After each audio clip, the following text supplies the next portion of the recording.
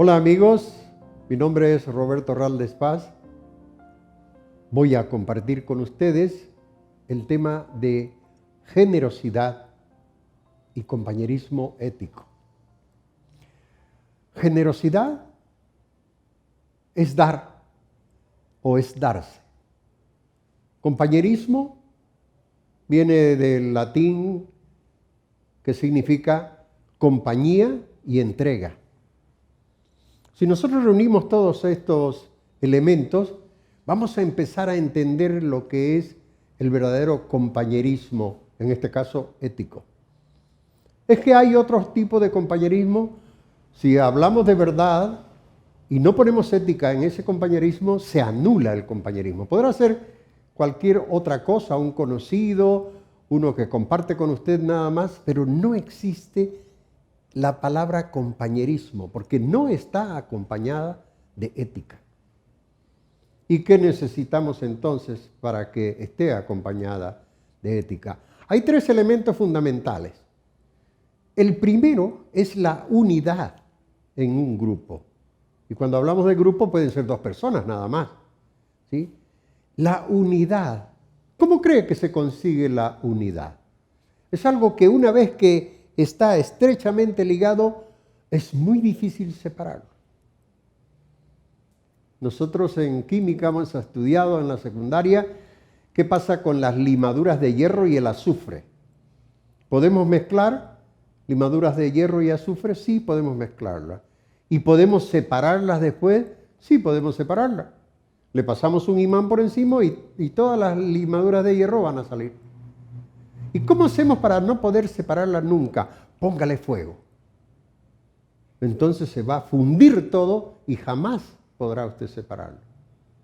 ¿Y cuál es el fuego dentro de este compañerismo? El fuego es precisamente el afecto, el cariño, la entrega a esa amistad. Por eso es que hablamos de esta palabra de unidad de compañerismo. El segundo elemento nos habla de confianza. ¿Confía usted en todas las palabras, mejor dicho, en todos los amigos que tiene? ¿Tener una confianza mutua o una confianza totalmente desinteresada? Créame, es difícil y usted lo sabe. Es difícil.